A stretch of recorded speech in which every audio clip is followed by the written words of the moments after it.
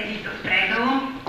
Je to veľmi šikovný výtvarník z Michaloviec a veľmi jeho veľkým vzorom je Salvador Dali, čo ste si možno aj všimli na podobnosti.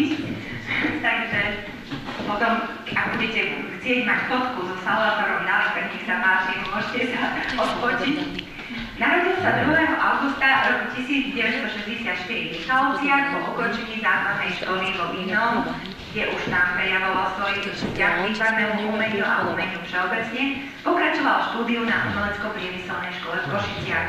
Študoval odbor propagačné výtvarníctvo a popri tom sa venoval štúdiu o olejovaní krajinkám, sakrálnej tvorbe a iným kombinovaným technikám. Po ukončení štúdia v roku 1983 u profesorky inžinierky architektky Dagmar Jorániovej a ďalších akademických maliarov, u ktorých študoval odborné technické návrhové kreslenie, kompozíciu a figurálnu tvorbu, niekoľko rokov pracoval v Mestskom kultúrnom stredisku v Michalovciach ako výtvarník pre mesto. Neskôr sa zamestnal v zemplínskych strojárniach, kde zo začiatku pôsobil ako výtvarník, fotograf. Po nežnej revolúcii sa stal vedúcim propagácie, tam sa venoval marketingu, tuzemským a zahraničným výstavným trhom.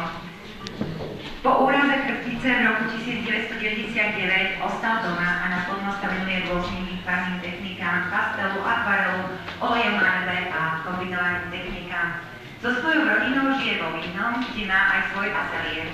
Bol členom klubu výtvarníkov v Fonde výtvarných umení, teraz je členom klubu výtvarníkov pri regionálnom kultúrnom stredisku v Michalovciach. V roku 2010 získal čestné ocenenie za rozvoj kultúry obce Vinné, za čo je veľmi vďačný. Stalo sa tak pri príležitosti, opäť ako tu máme okrúhle výročia, a to bolo okrúhle výročie 760. výročia prvej písomnej zmienky o obci. Ale aj tak je pre neho najväčším ocenením dobrota, úprimnosť a láska. Myslím, že na tejto akcii je veľmi dôležité tieto slova zdôrazniť. Takže pokračujeme ešte trošku ďalej. Máme tu ďalších autorov. Budem sa snažiť byť stručná, aby ste si mohli potom vychutnať naozaj tie umelecké diela, pozerať, popoznať sa v nich. Takže pokračujeme. Máme tu aj pani Barboru Šimkovú.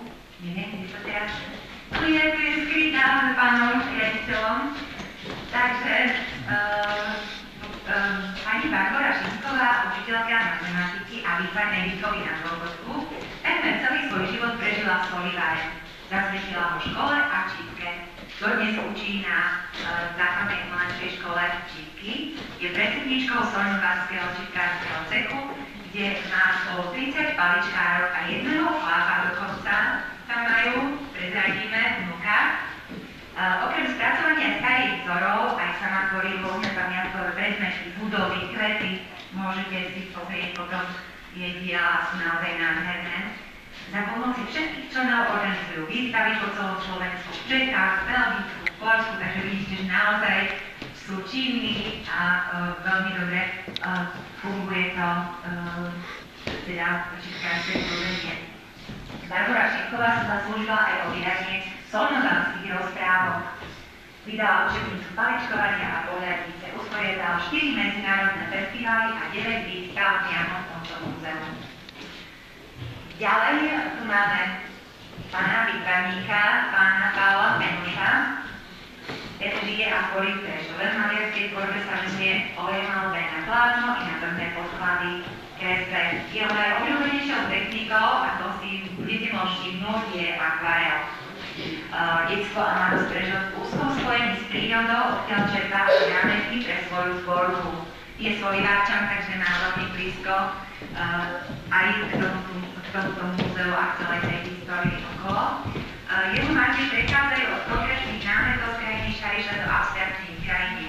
Kreslí a maluje prírodu, ľudí, svety, stromy v rozličných ročných obdobiach, v rôznej dennej dobe, rukopisom je mu vlastný.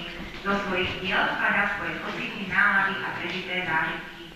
Jeho citlivá duša potrebuje vyjadriť myšlienky a cítenie formou mágy, vyjadriť umeleckým spôsobom krásu sveta, ktoré vníma okolo seba. Počas štúdií na Vysokej škole pedagogickej som začal výraznejšie výtvarne prejavovať. No ale nemal veľa času kvôli všelijakým funkciám, namaľovaním. Našťastie sa k tomu opäť vrátil. Môžem to povedať naozaj nahlas, lebo som jeho dcéra a môžem ho pochváliť, že odchodom na dôchodok sa konečne začal znova venovať svojmu koníčku, čo je veľmi chválihodné a dúfam, že bude v tom pokračovať a bude to stále lepšie a lepšie. Takže v súčasnosti má toho času viac a tvorí pre potešenie nás, ale aj iných ľudí, ktorým sa jeho diela páčia. Tak, ešte tu máme, kde je pán Šipoš, tam je, dobre. Takže narodil sa v Starej Dubovni, už ako dieťa obdivoval obrazy v kostoloch a na stenách, skrátka všade, kde prišiel vždy, doslova hľadal, čo na tých stenách visí. Začal kresliť, maľovať, už dobre vychádzal s učiteľom výtvarnej výchovy. No a prvý obraz, ktorým šiel na verejnosť, bol posunutý z okraseného kola na krajské a to bol podnet, aby tvoril aj naďalej. Nasledovali konzultácie s majstrami aj známych mien a odtedy už pôsobí na tej peknej scéne. Zúčastnil sa aj výtvarných súťaží, ako je výtvarné spektrum. V momentom tam sa jeho obraz páči a bol niekoľkokrát podmenený. Medzi tým bol ešte pracovne vo Francúzsku, kde absolvoval večernú umeleckú školu a tvrdí, že maľuje, bude maľovať, lebo je to jeho poslanie. Takže takéto krásne slova pozerám pani Juhás, ešte asi nedošiel, že je Strebišová, takže to má trošku ďalej, ale aspoň veľmi stručne nás s ním zoznámim. Je rodákom Strebišova po úspešnom ukončení strednej umelecko-priemyselnej školy v Košiciach pod vedením akademického maliara Alexandra Budána pokračoval štúdium na Vysokej škole výtvarných umení v Bratislave. Bakalárske štúdium bolo zamerané na obalový a grafický dizajn, magisterské štúdium v roku 2003 ukončil v odbore komorná maľba pod vedením profesora Jana Bergera. V súčasnosti sa aktívne venuje maľbe, grafickému dizajnu a tvorbe internetových prezentácií. Takže toľko k našim umelcom.